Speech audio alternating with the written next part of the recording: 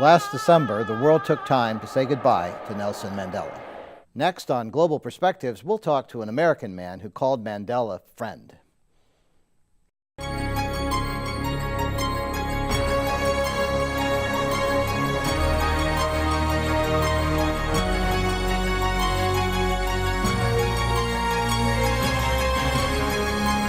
This is Global Perspectives with Pulitzer Prize-winning commentator John Bercia. Welcome to Global Perspectives. Today we continue our look back at the life and work of the late Nelson Mandela through the eyes of those who knew him personally. It is fitting to note Mandela's last major public appearance was at a sporting event, the 2010 World Cup in South Africa. Our guest today, Richard Lapchick, led an anti-apartheid boycott of South African participation in international sports in the 1970s. His activism led to a personal invitation to Mandela's presidential inauguration in 1994 and a personal journey back to South Africa last December to join the world leaders and thousands of others saying goodbye to Madiba. Welcome to the show, Richard. I appreciate your having me. Tell us about how your South African adventure started. You're involved in South Africa and have been in so many ways. Well, got a PhD in international race relations back in the early 1970s, and I was on my way to Washington to do my dissertation on the racial factor in American foreign policy when my dissertation chairman had a reception for a South African poet by the name of Dennis Brutus. Turned out that Dennis Brutus had founded what was called the non-racial sports movement in South Africa, had been imprisoned, had been shot, and was the global leader of the anti-apartheid movement. So after talking to him at the party, I literally never went to sleep that weekend and went back to my professors with a new dissertation proposal. The first one had taken me 6 months. I did this flat out over the weekend to look at how South Africa used sport as part of its foreign policy in the international response and compared it to how the Nazis had done the same in the 1930s. That eventually got published as a book. I was asked to start speaking about it, and one thing led to another and formed the anti-apartheid boycott in sports in the United States in the mid-70s. Wow, did you ever dream how far it was going to go? No, I remember vivid conversations with other anti-apartheid leaders who would say that they never thought they'd live to see the day that Mandela, one, would be freed, and second, ever conceive of him as being the head of state. So when was your first visit to South Africa? I honored the travel boycott of South Africa as well, so I never went there until Mandela was free. So I went there for the first time in 1991.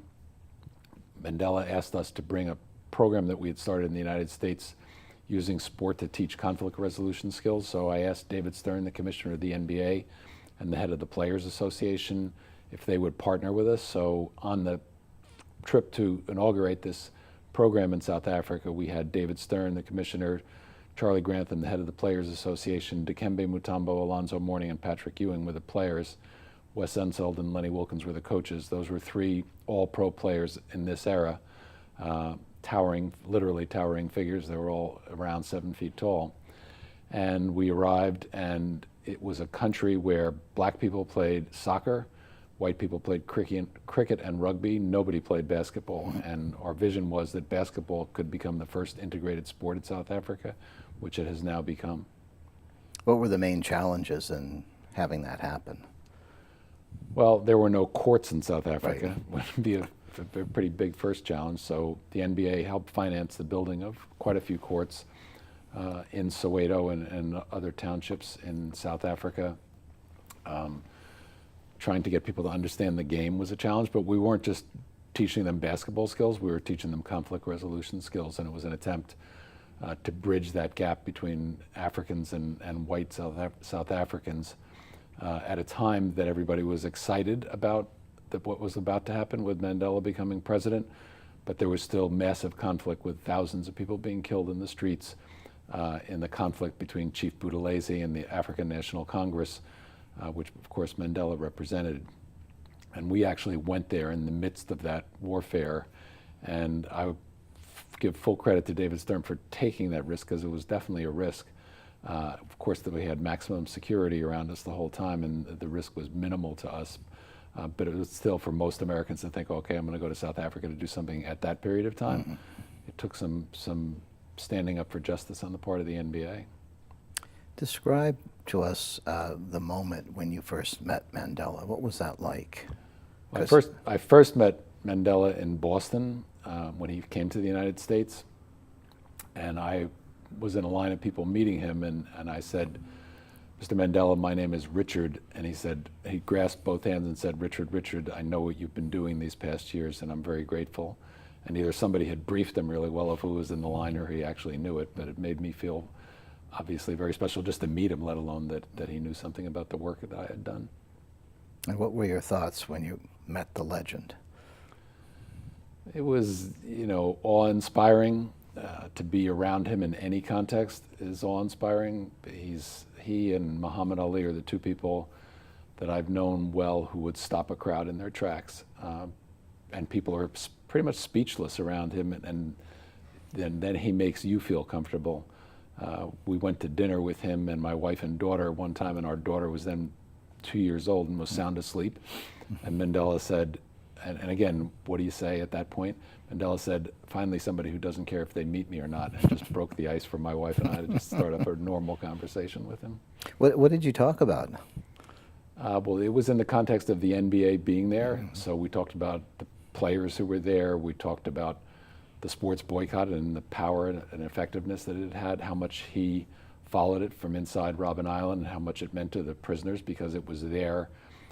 The way they found out that the world was uniting against them, they didn't really hear about the bank loan boycott or the trade boycott.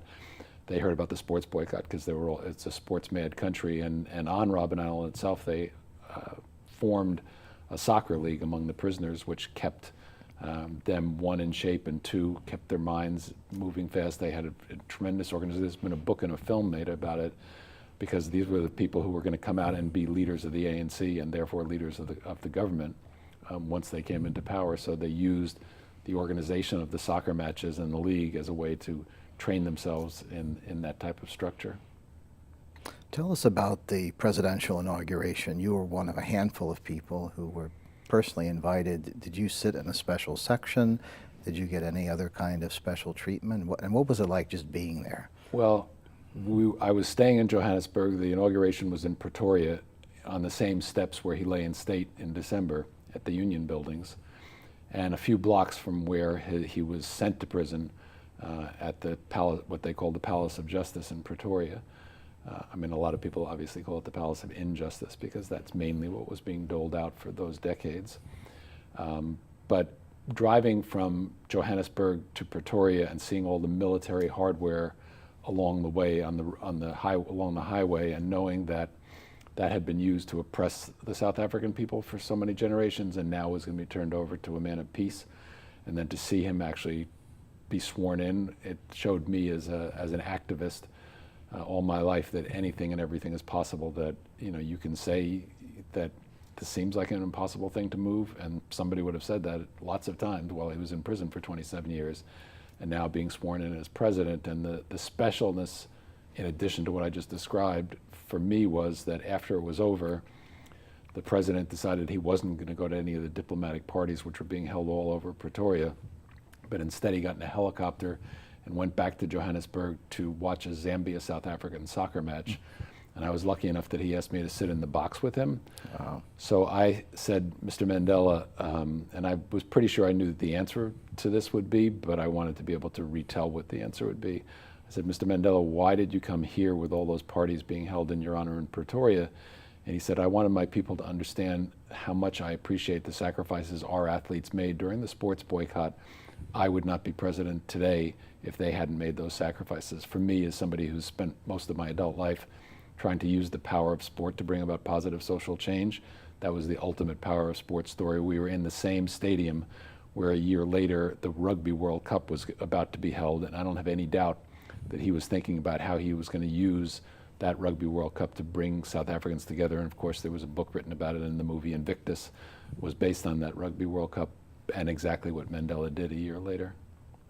From a distance, it was clear that Mandela carried himself with such grace and dignity, more than you would have anticipated, and no animosity, considering the 27 years in prison. What accounted for that he had the ability to rise above that terrible experience and embrace life, the presidency, and do great things on behalf of his country? Well, I think everybody globally and in South Africa, particularly white South Africans, feared that he would come out and hate white people, which I think would be understandable for almost anybody who had gone through what he went through. But instead he comes out and talks about bridging the gap and forgiving people. And he experienced some serious internal opposition within the ANC for taking that stand. There were people inside, including his wife at the time, Winnie, who wanted there to be armed conflict until the power was turned over. She didn't want the smooth transition that was about to take place, and a lot of other people didn't either. So he had to bring them along with him. And Bishop Tutu was instrumental in the forming of the reconciliation process that would open up as soon as Mandela became president. And one of the bases of his government was, okay, you tell us what you did during these terrible times, and we'll forgive you. And that became part of this amazing scene that is still South Africa today. At the funeral, or during that week that I was there, I was on a bus going to the Union buildings, and we were about a mile away, and I was standing on the bus, and it was almost all Africans on the bus, but there was 3 other white people on the bus. And coincidentally, I was standing next to him. He was sitting down, and so we struck up a conversation. He asked why I was there, and I told him why I was there and some of my involvement. And he said, I was in the National Service from 1984 to 1988, but today I wanted my children, who were the other 2, to meet my hero in life, Nelson Mandela. Well, the National Service, of course, was the boot that was held on the necks of the African people all those years. They were the official, legitimate oppressor of the South Africans, who had gone from that to wanting to be by his side with his children so that they would see this great man. And as we were going up the road to the Union buildings, now mind you, some people had been on this bus for 7 hours. It wasn't air conditioned. It was about 80 degrees outside, so inside the bus it was pretty warm. People on the streets in a very affluent neighborhood is where this was at the time, were coming up and offering water and drinks to the people on the bus. These are white people coming out of their homes to do this. And suddenly I realized I got on the bus later near the Union buildings, but everybody else had been on the bus since they got it in the remote parking lots where it was being staged for 6 or 7 hours, no bathroom. And as a 68-year-old guy, I can't go 7 hours without getting some kind of relief. And I'm just looking around. People are singing, they're dancing. They're just joyous to be able to be there with Mandela among the 100,000 people who passed by his coffin during those 3 days. And I looked outside and I saw just an amazing sight where a white woman came out from her house, knocked on the door and said, would anybody like to come to go to the bathroom? So people started coming out because the buses were barely moving. It was a really, really slow process, and using her toilet. Well, she brings them to the front door, and her 2 children, who I'm guessing are 6 and 8, ran to the gate, closed the gate, and put a padlock on it because they must have been trained to do that. Crime is significant in South Africa. Everybody lives in walled communities with barbed wire on top of the walls or electric fences on top of the walls. And she came back out to her children and she said, no, no, no, these are friends of Nelson Mandela. Let them in. And I thought those 2 things just represented the transformation of white society, or large parts of the white society, that Mandela was so amazingly able to pull off during his lifetime. What were your thoughts during the funeral? What were the things that were most present in your mind? Well, my thoughts were reflecting on how the entire global community had poured out its heart to him. I'd never seen that extensive a feeling of mourning and joy mixed together for any other world leader in my lifetime. So I was happy for South Africa that was happening. That it's not going to be easy in South Africa. There's been tremendous progress since Mandela became president in terms of housing. We spent a lot of time in Soweto during this period of time, and there was all kinds of new housing that had been built, not luxurious by any stretch, but comfortable housing with running water in most places in Soweto.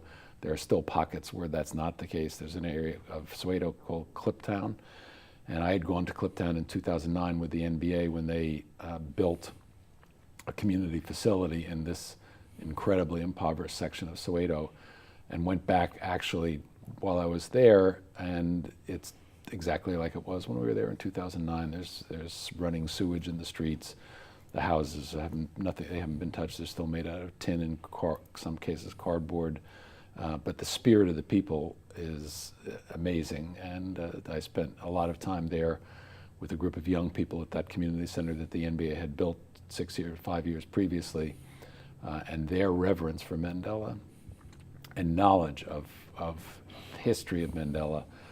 Sometimes I think that we have lost the sense of history in the younger generation in the United States. That was not the case at all in South Africa.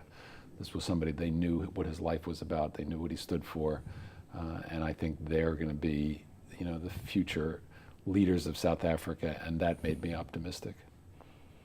Tell us your perception of how sports continue to shape the new South Africa. Well, it's a sports-mad country. Lots of countries are. So the boycott had a tremendous impact on them. If I could digress for a second to how important it was, when I was leading the sports boycott in the United States, the first team that was coming here was a Davis Cup team that was playing in 1978 in Nashville, Tennessee, because the European countries by that time were all boycotting South Africa. It was only the United States, Britain, New Zealand, and Australia that still competed with South Africa. So here is this South African team playing in the North American zone of the Davis Cup, and I went down there to try to get the matches canceled to Nashville. And this is a year and a half after the Soweto uprising, when up to 1,000 school children were gunned down in the streets by the South African police for protesting the educational process. And Stephen Biko, the leader of the Black Consciousness Movement, had been murdered in a South African jail cell the previous September.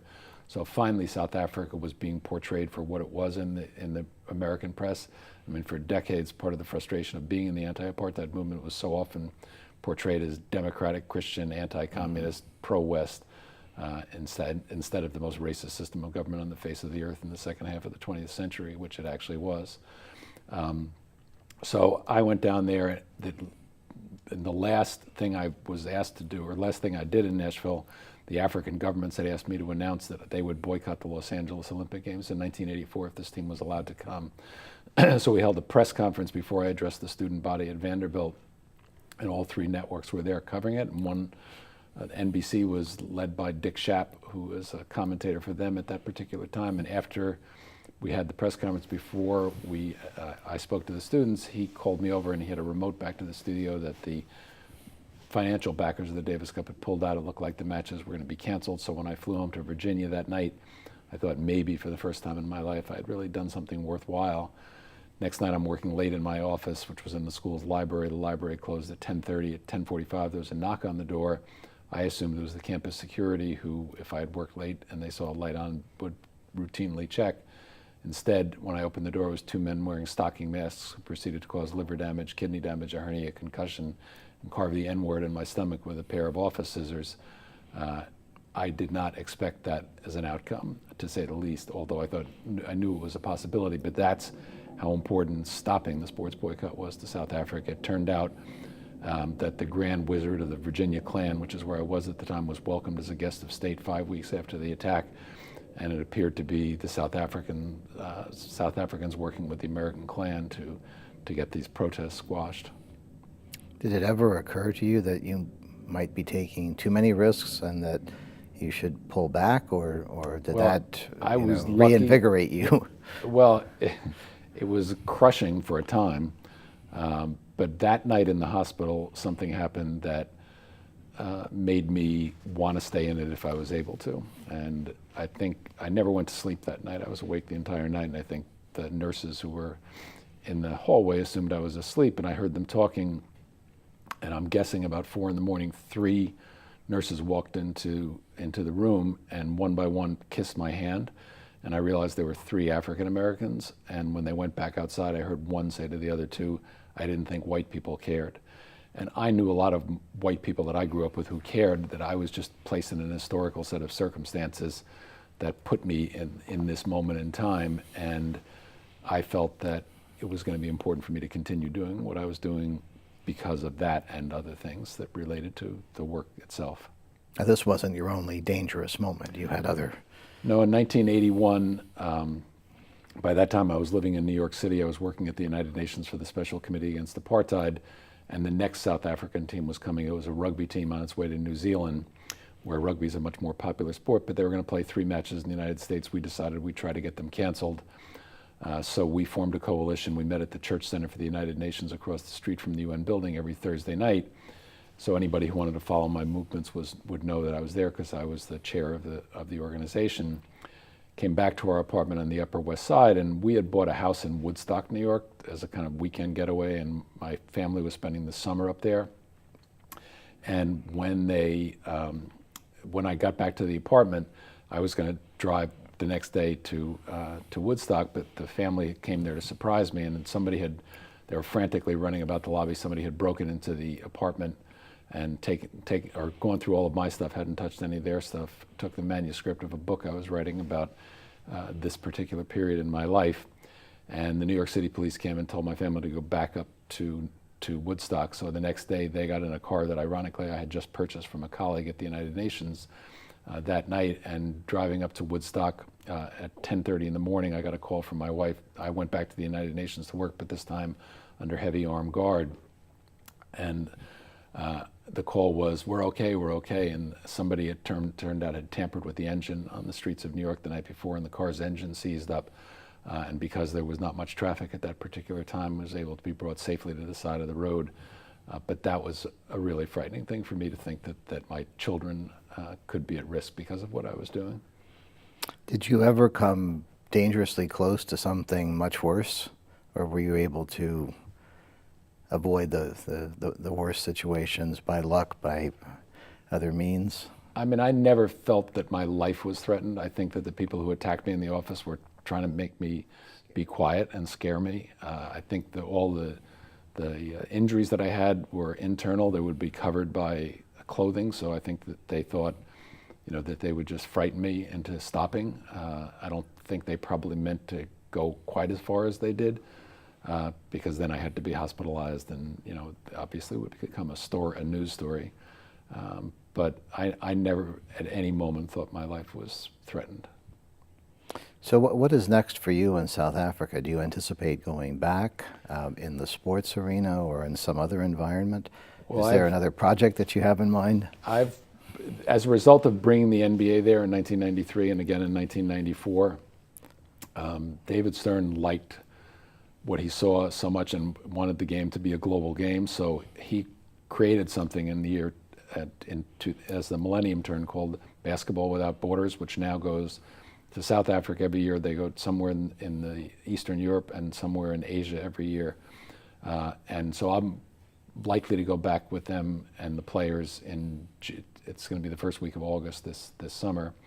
But we're also just starting now in our own program here at UCF and with the National Consortium for Academics and Sport, a program on human trafficking that's going to use sport as the platform here and on 9 other campuses across the country, to have athletes and coaches as the speakers and leaders, to maybe draw in a different audience so people can get a broader understanding about human trafficking. And the world of sports, of course, has a special place in human trafficking. It's not a good place, but wherever there are major sports events like the World Cup in Brazil this summer, or like the Super Bowl in New York City, young women are trafficked into that city and brought there in large numbers to serve, quote unquote, the men who are going to be coming there, usually drinking a lot and in a party-like mood around those sports events. So it's an opportunity to also educate people using sports again about the magnitude and the horror of what human trafficking and sex trafficking in particular mean to so many women in the United States as well as globally. Great. Well, thank you for joining us today, Richard Lapchick. Thank you for having me.